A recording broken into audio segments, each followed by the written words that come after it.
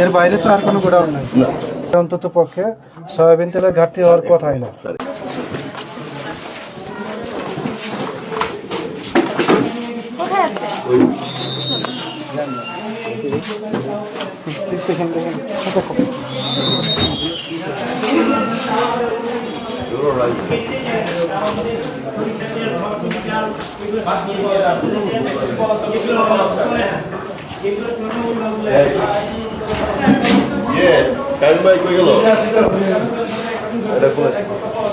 খোলাই বলবে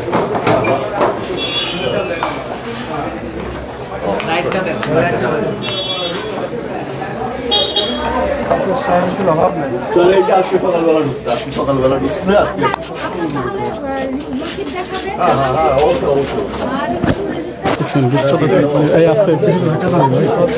আজকে সকালবেলা ঢুকছে, আমি নিজে নামাই পেয়ে গেছি 200 কার্টন তেল, আমি সকালবেলা নিজে নামাই পেয়ে গেছি। যদি শুধু এই বাজারটাতে এই তেল সরবরাহ করে স্যার, এটা তো সময় সকালবেলা নামছে। না সেটা আমি ওই যে ডেলিভারি হচ্ছে কিন্তু স্যার, বাজারে যখন আমরা দোকানগুলোতে জিজ্ঞেস করছি, বেশিরভাগ দোকানই বলছে যে সাপ্লাই কম আছে। আবার তেল কিনতে গেলে এর সাথে চাল, আটা, ময়দা কি কি যেন আরো কিনতে হয় একসাথে প্যাকেজ হিসেবে। কোম্পানি যেটা নিয়ন্ত্রণ করে, কোম্পানিকে আপনি মানে আপনার ক্ষেত্রে কি এই ধরনের বাধ্যবাধকতা না আছে? স্যার, পসিবল না। চাইলে কেউ সয়াবিন তেল নিতে চাইলে নিতে পারে। হ্যাঁ। আচ্ছা, তাহলে তো এই বাজারে অন্তত পক্ষে সয়াবিন তেলের ঘাটতি হওয়ার কথাই না। স্যার, এখানে একটা ব্যাপার আছে স্যার, এখানে দেখেন এটা আপনাদেরকে এখন বাজারের চাহিদা হচ্ছে, মনে করেন দেখা যাচ্ছে যে হয়তো 500 কার্টন, এখন আমার কাছে আসতেছে হয়তো 200 কার্টন, তাহলে 300 কার্টনের কিন্তু ঘাটতি থাকছে। কিন্তু 200 কার্টনও যদি আপনি যথাযথভাবে সরবরাহ করেন, অবশ্যই দিচ্ছি স্যার। তাহলে আমি আপনাকে আমি এই মাসে কিন্তু সাইকেলটা তো রানিং থাকে। এই মাসে না দিয়ে দিতেন, সঙ্গে সঙ্গে সাপ্লাই দিয়ে দিতেন।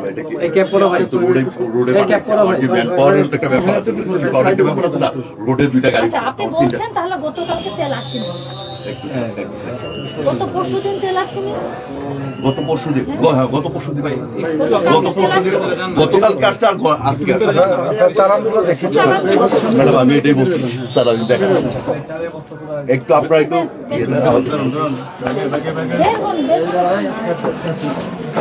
এর বাইরে তো আর কোনো গোডাউন নাই। হ্যাঁ, উপরের তলা কি আপনাদের মালামাল? আপনারা দেখছেন যে একটি গোডাউনে কিন্তু বিপুল পরিমাণ যে তেল, সেই তেল কিন্তু হতে হচ্ছে। এবং তারা বলছে যে গতকাল রাতে কিন্তু যেই তেলের সরবরাহ, সেই সরবরাহ হয়েছে এবং তার কাছে ওষুধ কিনতে হয়েছে।